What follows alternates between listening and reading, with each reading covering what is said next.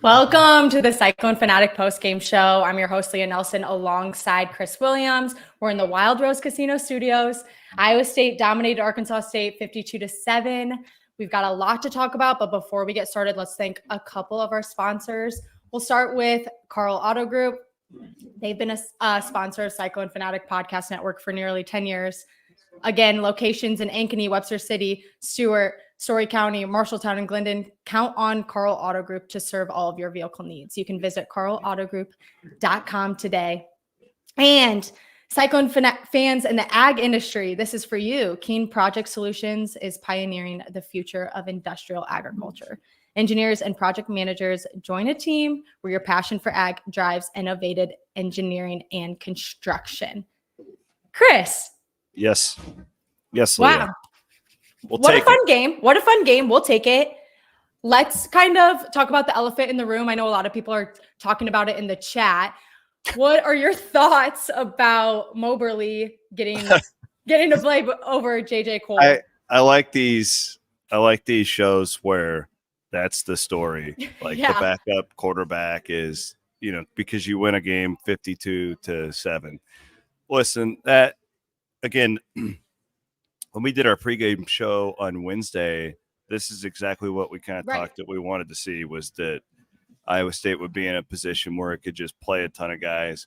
And really, the starters didn't play, and they played like one or two series, I think it was, in the third quarter, and then they were out, which is awesome. And listen, for those people asking why is Conor Mobberly playing, it's because he's clearly the number 2 quarterback. I think they showed that today.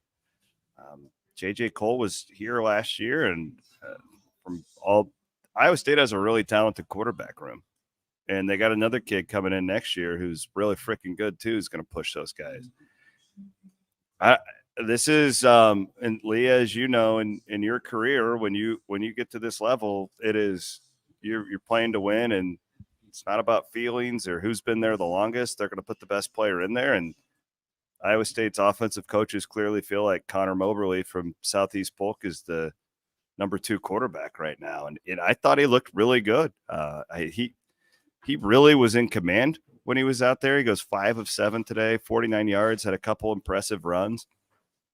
But all in all, I'm just impressed that Iowa State was in that position.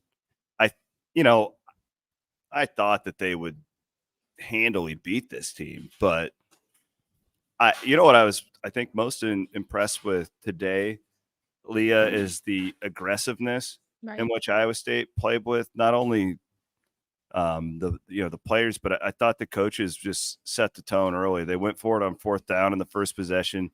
They they tried to block a punt there in the first quarter, and even until the end, with the 2s and 3s in the game, they go down and score a touchdown with 30 seconds to go. Like, they were really aggressive, I thought, for the entirety of that football game. And I mean, it really a perfect type of scenario for September 21st when you can just work on development. And Leo, you played Big 12 softball. Like, it's different practicing than when you get out there in those live situations. Like, of those 2s and 3s that were out there today, Iowa State's going to need some of them to win football games later in the year when you have injuries. So this is just really a perfect game. It's hard to say that. Like, that doesn't happen very often, but today went exactly how Iowa State wanted it to. I was really impressed with the 2s and 3s. And like you said, you can practice, how well you want to, but when you get out on the, playing against a different team than your own teammates, it gets nerve-wracking and it's stressful, but they handled themselves really well. I think it's exciting going into Big 12 play. I think they seem really confident, and it'll be good going into Big 12s. Okay, go on. Yeah, and I'll throw it back to you. Couple of stats from the starters that I thought I would throw out there. I thought it was interesting, and I'm not reading into it at all, but even a guy like Abu Sama, your number 1 running back, he actually had fewer carries today than the 2 and the 3. and Carson Hansen and Jalen Jackson. Like, that's valuable. Like, these running backs, you want to keep their workload down in September so that they are fresh in November. And, you just look across the board with the amount of players that Iowa State was not only able to play, but like real quality depth. They didn't just dumb down the playbook when these guys got out there. They kept playing like they were in a, real football game, which they were. But I thought, and I was wrong. I was dead wrong here. I told you on Wednesday, I thought Matt Campbell would just put the chokehold on and run out the clock, and he didn't. They absolutely kept playing football with these guys, and it was damn fun to watch in the second half. It was fun to watch. And now is the perfect time to shout out some of our other sponsors. We got Central States Roofing. They have been a locally owned business for 56 years and counting, specializing in commercial projects with offices in Des Moines, Ames, and Fort Dodge. So you can visit them at csroofing.com for more. We also have our friends over at Raymond James. If you're looking for trusted financial services, check out Raymond James with offices in Ankeny, Carroll, and Ames. RJ, Clay, and Chase are here to help, so make sure you check them out to learn more. And finally, Aer Lingus College Football Classic. Mark your calendars for August 23rd, 2025. The Cyclones will face Kansas State in Dublin, so you can book your travel packages. They'll have hotel, breakfast, excursions, and more. Might as well do it all when you're going to be in Dublin. So you can get those details at cyclones2ireland.com. That's cyclones2.com. Looking at the defensive stats, I thought Darian Porter played another incredible game. He blocked a punt. He's playing really well. Incredible stat that Iowa State put out that 4 years in a row he's blocked a punt. Like that. That's insane. Yeah, I mean that's a really hard thing to do. I can't imagine there's many guys in the history of college football that have done that. I don't know. It just, again, that seems like an insane statistic that is super rare. And then just really, really like the young linebackers. They continue to play really well. Got to thinking about it after we discussed them at halftime. It does feel like they're really not going to be tested until probably that Baylor game. But they can just keep learning. And Houston got beat 34-0 today. So, Iowa State's going to be a 12 to 14 point favorite. I'm guessing that power ratings swing quite a bit after that one today. But just a fun day because these guys that, especially when you do what I do, like, I'm not a beat writer in the sense of, I'm going to go and ask the coach a question at the press conference. No, like my readers and listeners, they want to know who's the third string running back. Like, what's the fifth receiver on the team? And so that's like what a lot of people on our website and who listen to our podcast, they're really into. And to see a Benny Nagoye make a catch, a guy like Trip Walsh out there at tight end, I thought he looked really good, even in the blocking game. Can we make a comment about Ben Bramer's catch on the fake QB sneak? QB sneak. That was incredible. That was insane. I remember screaming, jumping up. I thought it was so out of reach. I forgot that he's so big and he's like 8 feet tall. Yeah, well, that's what it seemed like. It seemed like Rocco could have thrown the ball anywhere and he would have gotten it. So that's got to feel good for the quarterbacks too. Sneaky about this game is that Rocco, I'm guessing he's 11 of 18. He threw a bad pick. This is like a sneaky good game because he's going to think he played like crap. Right. And some people watching are saying that as well. Yeah. I mean, they won 52-7 and your former freshman of the year quarterback is going to think he played like crap. And he wasn't great early, but it wasn't a big deal. He just had an overthrow. He missed some guys. That's good though. I'm okay with that. It's a little bit like that week one thing. It's like, you don't want I'm so glad. Here's a shot for you. Iowa State wouldn't have beaten Iowa had they beaten North Dakota 52-7. I agree. I think they had to lock in and get really focused and determined for that next game. And so, yeah, I think that, and I've fallen into this trap before, but could you draw up a better start to the season where you get the win against Iowa, and now you have momentum after today? This was a momentum type game. Y'all asked, what do you want to see out of this game? Well, we wanted to see to get to the point where you could play the reserves, but you wanted to see the offense going downhill. You wanted to see the offense really get that rhythm. And I don't think Arkansas State's very good. I do think they'll be a bowl team in the Sun Belt. They'll get to 7 wins. I truly believe that. But this was a no contest. This was, they could have done the running clock at halftime and nobody would have cared.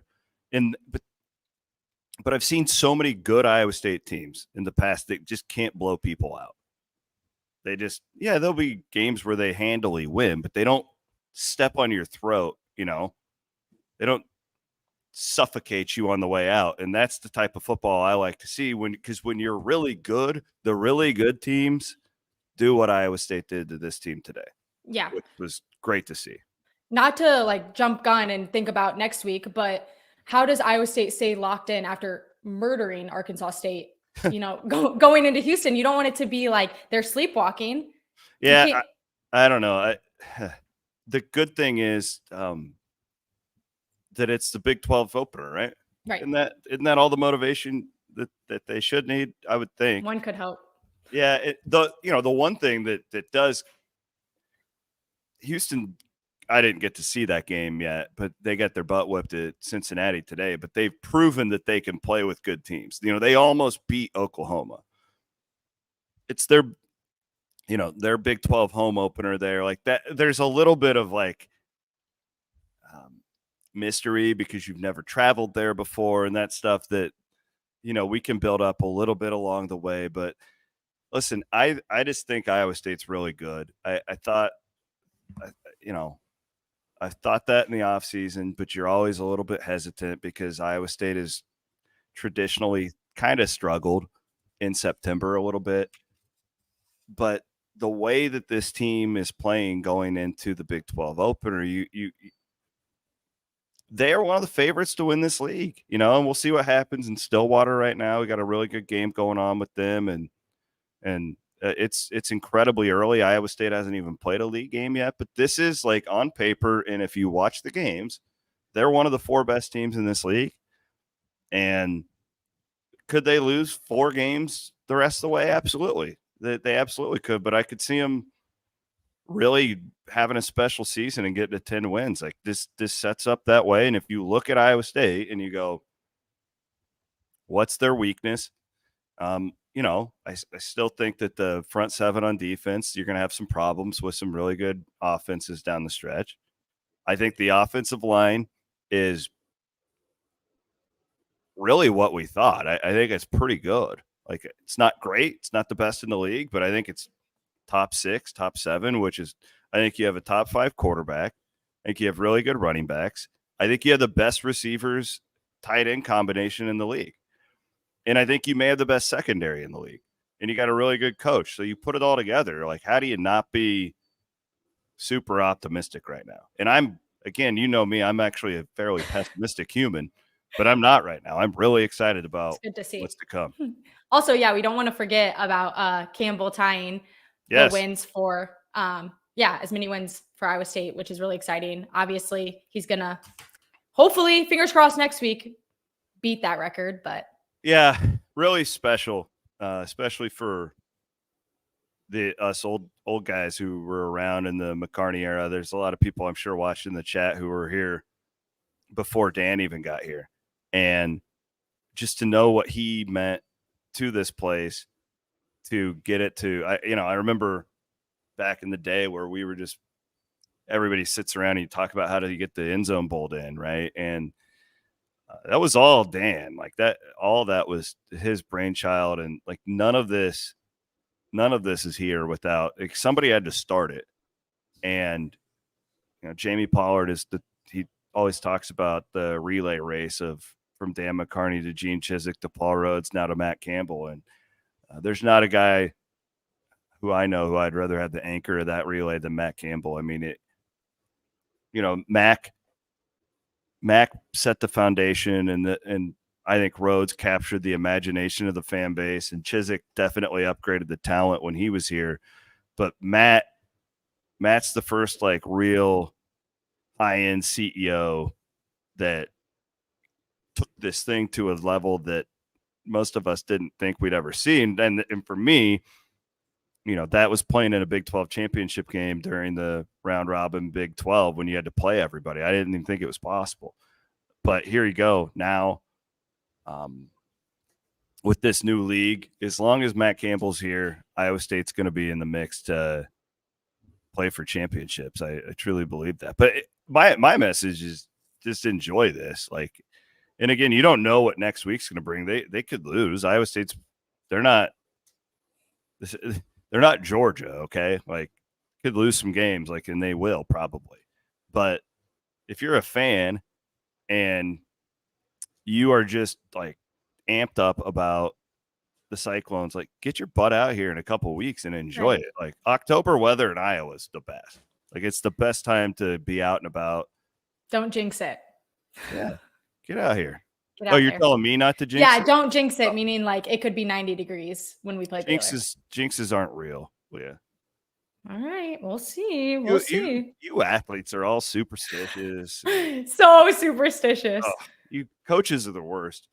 They're the ones that they're the weirdos. But most coaches are former players, so you guys are all in this. It makes sense. Did you ever do that? Like, wear the same socks if you hit a home run or something like that? Actually, I was like that in high school, and then when it got to college, I was like anti-superstitious. I just would switch everything up, use different bats. I didn't want to think that, my solo home run was based off one bat. There you go. That's a mentally tough athlete right there. Right.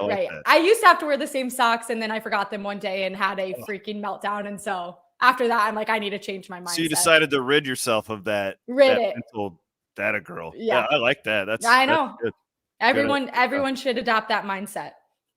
Well, listen, no, this was a good day, and I think I don't think anybody got hurt.